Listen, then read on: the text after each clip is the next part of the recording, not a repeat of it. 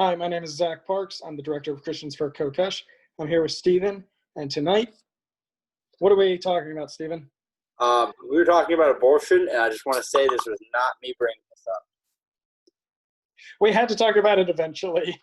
There's no getting around this. This is the single most important issue to conservative Christians. There is no close second. Many of them are single issue voters on this. If you are pro-choice and perfect on everything else, they will not vote for you. My father will not vote for you. So this is, it's a subject we don't want to talk about. Which is weird because I have some conservative friends who have told me like bluntly, hey, if the Libertarian Party would take a stance on abortion, I would take them more seriously. Yes, that is, we look disorganized, which you mentioned before we started recording. You mentioned reading the Libertarian stance on abortion. And There's not one? There's not one. It's basically, when you read it, it's a nice way of saying, we give up. We don't know. Still debating this. There is no dominant position among libertarians on the issue of abortion. We've got the pro-choice side saying it's a woman's body. She owns her body. Therefore, she has a right to choose on this subject. And you've got the pro-life libertarians saying the child is a body and therefore is entitled to all of the rights and protections of a person outside the womb. And it's really difficult. It's a very complicated argument. Yeah. One thing I would say is that libertarians are universally agreed that by confronting the welfare state and confronting a lot of the socioeconomic causes surrounding abortion, we would drastically reduce abortion without having laws. And those are things that all libertarians support. All libertarians support deregulating adoption, or simplifying the adoption process. People should be able to walk in, an adoption process should fit on a postcard. It should fit on a 3x5 card. I fill in your name, hereby transfer full parental custody and guardianship of my child, fill in their name, to the following party/parties. And they sign in one or two names. Yeah. Stamp it, $5 filing fee with the county clerk, adoption process finished. Just that would drastically reduce abortion. Right now, I think it's 6 months to a year to go through the process at the cost of thousands of dollars. Well, I'm sorry, go on. So for the people who need that most, for poor, unmarried teenagers, the demographic who are most likely to have abortions, it's effectively illegal for them to give their child up for adoption. And they can't take care of the child. They'll kill the child trying to take care of it. And so they're backed into a corner. And so basically what we can do to fight abortion, we have an epidemic of abortion. I guess this should be, we should do more as libertarians to emphasize that asking the question of how would you deal with abortion in a libertarian society is like asking what would you do to confront drug cartels in a libertarian society. Well, you wouldn't, because the socioeconomic conditions that cause them to exist wouldn't be there. And so that should be more of the libertarian take on abortion. We don't have an abortion epidemic because of a government that just sits back and does nothing while babies are getting killed. We have a government, we have an epidemic of abortion because we have a government that strangles a woman's right to choose. We have a government that forces women into a corner where their only option is abortion and then gives them free abortions. That's why we have an epidemic. And if you make abortion illegal and you still have no other option, then you just end up, and you leave women with no other option. You don't deregulate the adoption industry. You're still going to have the epidemic of abortion. It'll just be in back alleys, like what the feminists say with the coat hangers. It's gross. They're crass. I hate to quote any of them and give them credibility. They're not wrong. Yeah. They're not wrong about that. So I want to just back up for a second. For those of you who are watching this, here's what happens. I text Zach and say, topic and time, question mark. Like, true? Yes, that is true. And then he shoots me something and we go with it. And one thing I really appreciate about that is I didn't even think about that. I didn't even think about the abortion side, the adoption side of the house. If you go to Google and you type in baby India, Georgia, or baby India, Forsyth County, Georgia, I'll just read some of the headlines here. This happened about a year ago. I was in Bible college when this happened. Search for baby India's mother continues. The mystery of baby India. Did her mother know she had other options? Baby India found in woods of Forsyth County, Georgia, abandoned in plastic bag. So there's a really popular shopping complex. I worked in this area. I went to school in this area. I went to college in this area, rather, and I hung out in this area a lot. There's a really big shopping complex known as the Collections. It's got everything. It's got apartments. It's got sporting goods stores. It has a Barnes and Noble. It's got restaurants. It's got the whole 9 yards. Across the street's like a field with like a bunch of weeds. And some dude was running through the field, and he's like, calls the cops because there's a baby chilling in a Walmart bag. When I don't know who made the determination, that baby was hours old.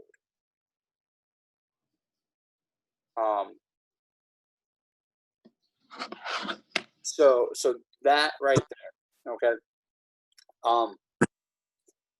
That's one side of the house. The other side of the house is the church the school was out of, and I'm going to refrain from saying the name, had multiple people that were doing adoptions, and had multiple people that were doing temporary foster care.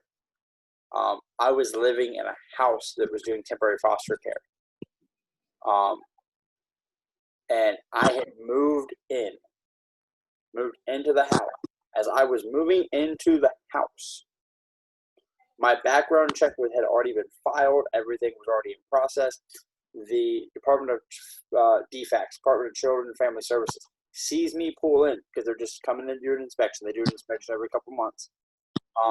Yanked all the kids out immediately. And it's like, okay, I've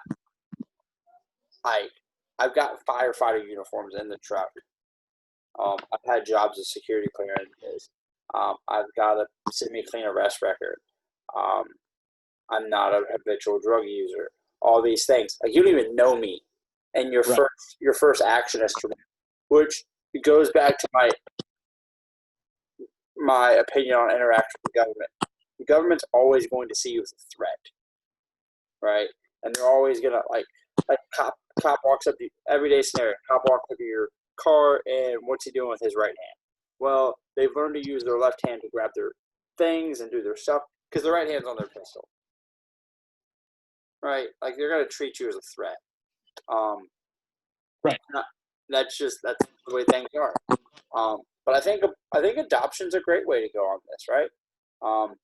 I also think it's worth stating that over 90% of people that get abortions live in poverty, and over 90% of people that get abortions are under the age of 23.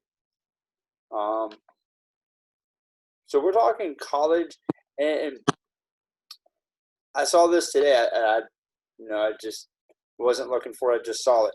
In order to get an abortion in most states, you can be 15. In order to watch a documentary about it, you have to have mommy and daddy's permission. 15. Wow. And I'm not laughing. Funny. I'm laughing because that's so stupid. That's so ridiculous. Well, these are the same people. These are the same people who it's the government, right?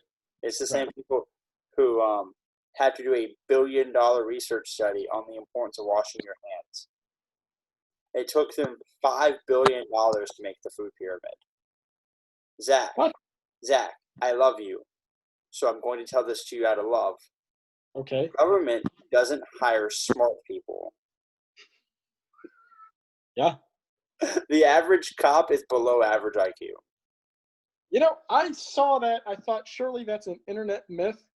No, And I looked it up. I found an article. I think it was the Washington Post or the New York Times it was from 2000. So I don't know if this is still the case. But yes, there were police departments that required you to have an IQ of like 100 or less. and there was a gentleman who went to the police academy on his own dime, and was told that he could not be hired because his IQ was too high. He sued. It went to the Supreme Court, and the Supreme Court defended the police department. Why? What was their excuse? Because obviously the reason is that they want low IQ people who will just follow orders. Yes, that's the real motive. But what's their excuse? What's the cover story? I don't know.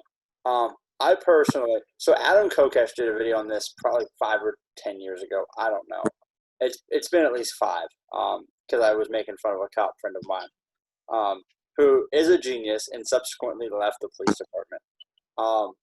But I wholeheartedly believe this. I think a lot of that issue, not the abortion issue, but the let's hire not so smart people, is there is I don't know, a preconceived notion that dumb people or less than above average IQ people are easier to handle. They're easier to, I guess, coerce. Yeah, that's all true, and that's all, there's no surprise there. It's obvious why they're doing it. They want people that are easy to control. I'm just curious as to what the justification was. It's just like, they said, we went into Iraq to spread empire and seize resources and project power against Russia and China. That was the motive. The cover story was weapons of mass destruction and spreading democracy. And so I'm wondering, tyranny always has the cover story. And I'm just wondering, what they said. What did the manuals say? What did they tell police? What did when the state lawmakers or when the state level or federal officials told the local police departments, well, maximum IQ you can hire because. Well, I remember, because I have looked into the case just very briefly. They quoted from a law that had to do with a gentleman here in Atlanta refusing to hire, not my words, the Negro populace.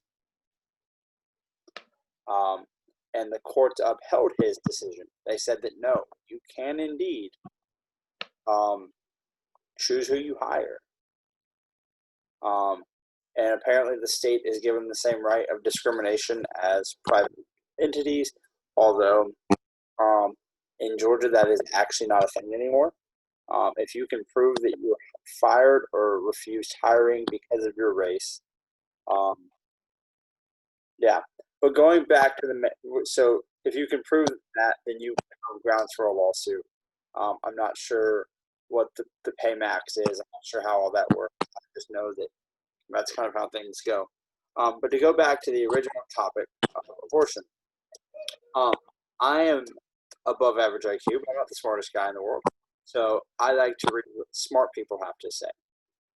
If you go to lp.org/platform/ you will see the 2018 platform. I believe that they will roll out the 2020 platform here in a few days after the convention. I believe that's how that works. Yeah. So it goes preamble, statement of principle, and then, okay, so section 1.0, personal liberty. Individuals are inherently free to make choices for themselves and must accept responsibility for the consequences of the choices they make. Our support of an individual's right to make choices in life does not mean that we necessarily approve or disapprove of those choices. No individual, group, or government may rightly initiate force against any other individual, group, or government Libertarians reject the notion that groups have an inherent rights, that groups have inherent rights. So we don't believe that, the government has rights, or that Walmart has rights, or that the Ku Klux Klan or the Black Panthers, I guess that's what that's saying. We support the right of the smallest minority, the individual. Right. Okay. I didn't know they quoted Ayn Rand. Yeah. That's an Ayn Rand quote. So. Oh, is it really? Yeah, the smallest minority in the world is the individual. That comes from. Is that from Fountainhead? I don't know if it's from one of her books, but that's an Ayn Rand quote. Okay. That if you support minorities, you have to support the individual, because the individual is the smallest minority there is. And she's right. I mean, she was crazy. I don't recommend anything she wrote, but the problem with her, and this is another side note, I'm going to try to stay off of it, but she was like, she could write for hours. Atlas Shrugged, 80% of that was gold, and then 10% of that was like just filth. But anyways, so section 1.5, under personal liberties, recognizing that abortion is a sensitive issue and that people can hold good faith views on all sides, we believe that government should be kept out of the matter, leaving the question to each person for their conscious consideration. I'm also going to read 1.6, parental rights. Parents or other guardians have the right to raise their children according to their own standards and beliefs, providing that the rights of the children to be free from abuse and neglect are also protected. Yes. So yeah, I'm gonna go back to what you said about adoption. I believe that you should be allowed to adopt as many kids as you want, as long as you can make sure they're not neglected or abused. Yeah, and to make crystal clear, that section on abortion, 1.5 section on abortion, clearly states we ain't got no opinion. Every woman it attempts to be neutral while completely failing. It is saying, what it is saying is that they're saying the question should be left up to the mother. They're saying a woman is in her third trimester. Should she be allowed to have an abortion? It should be left to her conscientious decision, is what they're saying. It is the radical pro-choice platform of any party. And I think they're trying to get around that. I think they try to get around that. I think we need to acknowledge that needs to be improved. That even if they're net neutrality. So I want to talk about Roe versus Wade real quick. For those of you who don't know, the show is Libertarian Apologist because Libertarian is our political viewpoint, and Apologist. I personally believe that every Christian should be an apologist. We should be ready to defend the faith. So this is a Libertarian Christian podcast. And what I try to do is go at it from a Libertarian view and a Christian view, particularly in that order. Roe versus Wade was a landmark decision of the U.S. Supreme Court in which the court ruled that the Constitution of the United States protects a pregnant woman's liberty to choose to have an abortion without excessive government restrictions. Basically, here's what goes on. I had a pretty invasive surgery a little bit more than 2 years ago. I broke my right leg in combat, and then I re-broke it. And I broke the femur at the hip. And then I re-broke the femur at the hip. That was a $195,000 hospital trip. Because I spent 7 days in the hospital. They knocked me out pretty good, gave me the good dope. I had a lot of physical therapy. And every step of the way, things are being regulated. And in some instances, I don't disagree with the regulations. I disagree with the regulations existing, but I don't disagree with what the regulations state. Yes. Basically, so what they did was they knocked me out. They brought an anesthesiologist. He put me under. They rolled me on my side, and they cut through every layer of muscle, every layer of fat, all that.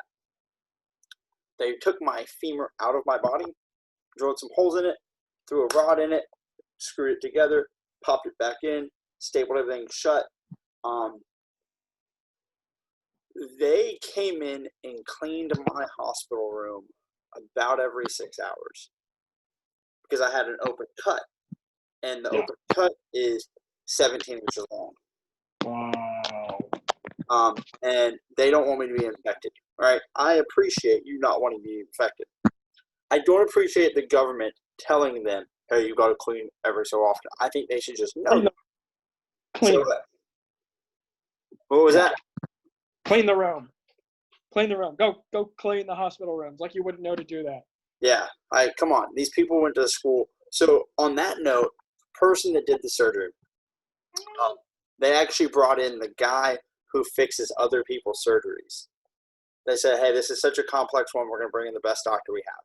I said, cool. He had a guy with him that was 31 years old. He's been in school for 13 years, and he's still a resident. Wow. Right? So there's all these regulations, all this stuff going on for a leg surgery to fix a femur. He's been in school for 13 years. He had another year. I guess at this point, he's got his own practice.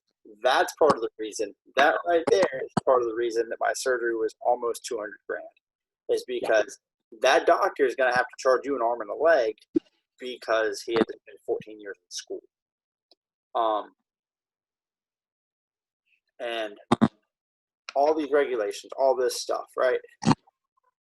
If the state were to come in and see that there's a cockroach running across my bed, they're going to shut the place down because that can lead to a massive infection and everything that comes with that. Roe versus Wade doesn't legalize abortion. Roe versus Wade gets rid of all restrictions on abortion. It says that it's unlawful to restrict abortion and to regulate abortion and to regulate medical facilities. And up until a couple of years ago, if you went into an abortion clinic, you were asking for hepatitis. They were like, I've talked to people that have been in them, and I've talked to them, and they're like, dude, I'd rather go hang out in a bar that had a tattoo parlor with an open bathroom. Like, they're nasty. They're disgusting. And if I was a woman and you're going to work on my woman bits, like, we're going to need some bleach. Yeah. Right? So that's what Roe versus Wade really did. And what that has made the legal side of the house do, like the state of Georgia about a year ago, redefined what a human was. Right? So the state of Georgia had a concession. They had a meeting. It lasted about 17 days. More people were in the state house in those 17 days than any other year combined. Because they redefined what a human was, right? Here in Georgia, up until about a year ago, you were a human at first breath, right? That was the legal definition. Now it's human at heartbeat. So once there's cardiovascular activity, you're a human. And I think I'm not a baby expert. I don't have any kids. I think that's what, 6 weeks? I think that's 6 weeks because you're kicking at 14. And so, yeah, I think 6 weeks. Okay. So that's what it's come down to is our states are having to define what a human is. Once again, I don't want the state to define anything. Here's what I want the state to define. Yes. I want the state to make Sudoku puzzles. I want them to do things that are so unimportant that even if they catastrophically screw them up, I can continue to do whatever I want to do. To give you an idea of where the state of Georgia is at. Michael. Let's wrap this up in like 5 minutes. Okay. To give you an idea of what we've been up to here in the state of Georgia, about a month ago, the George Floyd protests were happening, and a cop pulled a taser on a kid, and he was arrested for deadly threats, right? The cop was arrested for pulling a taser out. Okay? Because he drew a deadly weapon when he wasn't supposed to. Fast forward, and the same district attorney that filed his arrest warrant is now saying that the cop that shot the guy at the Wendy's shouldn't have done that because he only pointed a taser, and a taser, everyone knows tasers don't kill anybody, right? So these guys can't agree with themselves. Why should we let them make decisions for us? Right. But we are libertarians, but I would say very firmly that we are both very much more Christian than we are libertarian. So I want to read some things real quick. I want to be free to practice my faith. Right now, there are a lot of restrictions on me. Yeah, like you can't go to church with more than 10 people. Bunch of nonsense. So I don't agree with everything anybody says, right? I have a girlfriend that I continuously disagree with, and that's okay. We agree on a lot. I have a wife I continuously disagree with, and that's okay. Yeah. But Focus on the Family has a really good article here. And it is what the Bible says about the beginning of life. I'm just going to skim through a few of these. Why should we value life? Know the Lord himself is God. It is he who has made us, and not ourselves. We are his people and the sheep of his pasture. That is Psalms 103. But now, O Lord, thou art our Father. We are the clay, and thou art the potter. And all of us are the work of thy hand. Isaiah 64:8. So that's the value of human life. Who is the creator of the preborn? And that would be the fetus. That would be the baby that's still in the womb. Before I formed you in the womb, I knew you. Before you were born, I set you apart. I appointed you as a prophet to the nation. Jeremiah 1:5. Yep. For you formed my inward parts.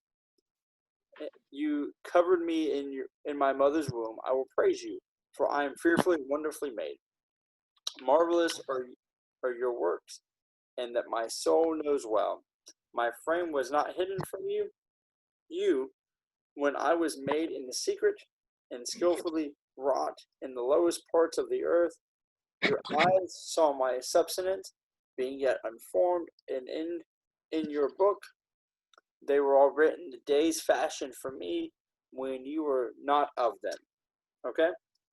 So I think it's very obvious that God created us, and God created us with a value. And I just want to hit some very high points real quick, because I know you've got to go. I was talking to a friend. I was talking to my girlfriend about this, and she brought up some very good points. She's a kind of good devil's advocate. Should a child conceived as a result of rape or incest be aborted? Fathers shall not be put to death for their children, nor shall children be put to death for their fathers. A person shall be put to death for his own sin. Deuteronomy 24:16. What are your thoughts on that, Zach? That, I'm not sure if that carries over into the abortion debate. At the time, if person A, if Hatfield 1 killed McCoy 1, if a Hatfield killed the son of a McCoy, that McCoy could kill the son of a Hatfield. That was typically how things went in Middle Eastern culture at the time. Yeah. And so, if you kill my son, I can kill your son. But Scripture comes along, the Hebrews come along with the concept, the eye for the eye, the tooth for a tooth, and what you just read, what I think that refers to is, if your father commits murder, your father shall be punished, not you. Yeah. I think that's what that. But my thought on what if a woman is raped? My thought on that is that is the cheapest pro-choice trick in the book. My thought on that is how they pull the heartstrings of critics. That is how they go to that. Because how can you say no? How can you say a woman who is carrying her attacker's child? So you want to look that woman in the eye and tell her she can't have an abortion? It's a lifeboat situation. I think this is a lifeboat fallacy.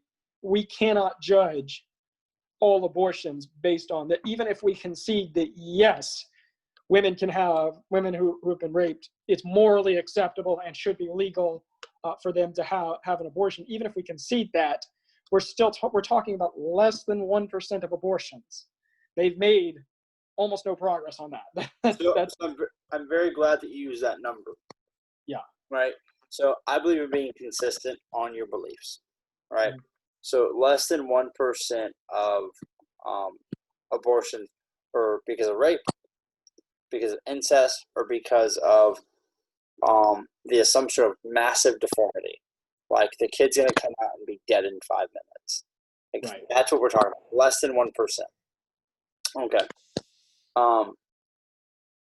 Right now, there is a massive debate on when a cop can search a vehicle. And the cop's point of view is 1% of cars have drugs in them. And every other person's point of view is yes, and 99% don't. Right. Leave me alone. Mm-hmm. By the way, you don't have probable cause. Go away and eat your donuts. Mm-hmm. Stop taking my money. So if you're going to stand on that side of the fence, then you've got to stand on that side of the fence of abortion, right? Mm-hmm. If you're going to say 99% of cars don't have drugs in them, leave me alone, then you've also got to say 99% of abortions are so far away from incest and rape and deformity. But if you're going to talk about the abortion issue, I think that you have to hit the underlying causes, right? Most people who get an abortion have an estranged father. Just facts. Most people that get abortions have very bad economic situations. Just the way it is. Most people who have abortions don't have a very good education. Just, I'm not being a bigot here. Most people have already had negative interactions with law enforcement. Basically, most people that have abortions fall into a very low subcategory. And my thing is this. Let's do this as a society. Let's make a conscious decision to secure the family unit. Because if you want a better life for your children, here are 3 very important things you have to do. Don't be a violent criminal. Don't have kids until you're married. And keep the same job for 5 years or more. Right? Those 3 things dictate way more than, did you go to college? Right?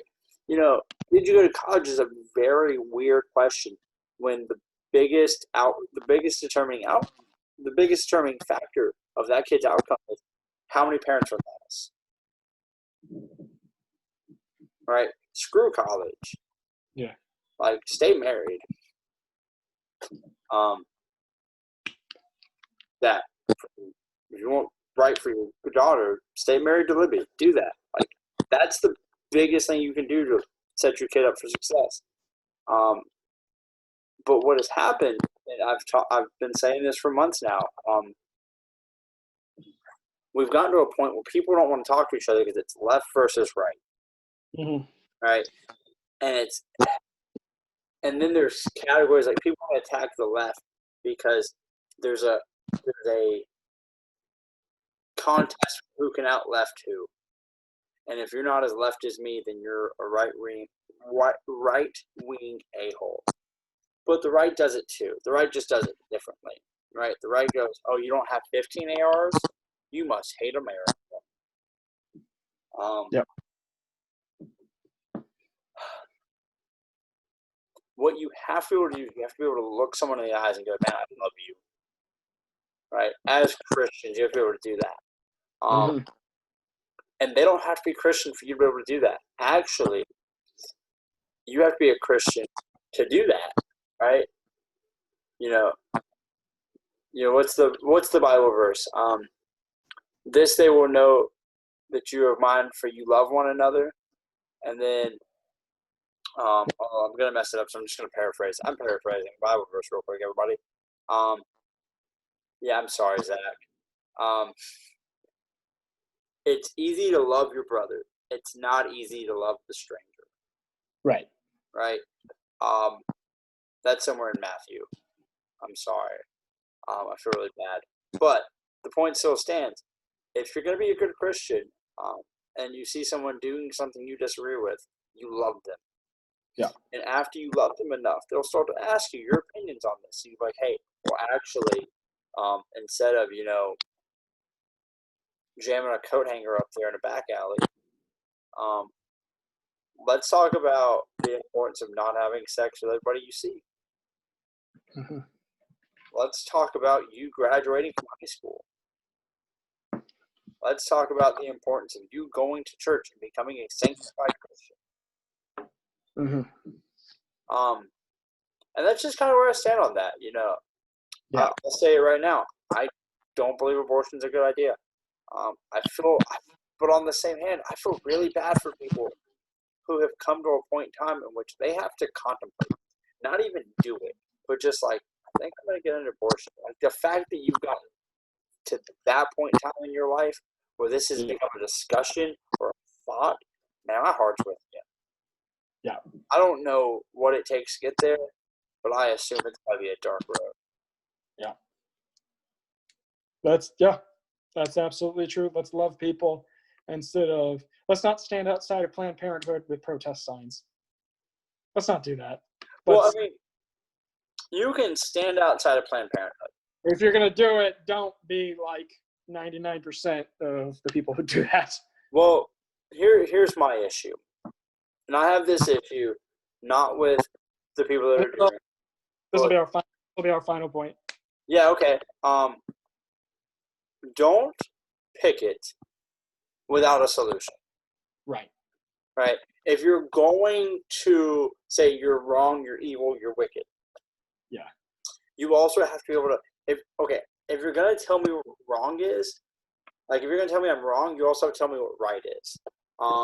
And what right is in this situation is showing that, just statistically speaking, that high school dropout young woman who will never see a good paying job, who's never really had a relationship with her father, who quite frankly is probably black, who quite frankly doesn't know what true love is because she never saw it in the house. The solution is bringing her under your arm and saying, look, I assume that your life has been way below average. Yes. Can I talk to you about the love of Jesus? And then have a legitimate conversation with them in which you're not being a judgmental prick. Yes. Yep. And that's really hard sometimes. That is the solution, though. When you view something as murder and you're facing somebody you view as a murderer, it's very hard to love them. But I assume it was very hard for Jesus to say, Father, forgive them, for they know not what they do. Know what they do. That was Jesus, by the way. That was John 20. So, yeah, just we disagree with it. I'll go ahead and just say that. I don't believe abortion is a good idea. Right. I believe the solution is providing options and also providing education, and education specifically about, what a proper lifestyle is through the Christian worldview. Yeah. Yeah, that's where I stand. Me too. Yeah, good talking. I appreciate you. Yep, same time next week. Sounds good. Guys, whatever you want the next show to be, throw it in the comments, and we'll look at it about Tuesday, Wednesday. And whatever we see, we'll go through that and we'll figure out what we want to do. We love you. We're praying for you. See ya. Bye.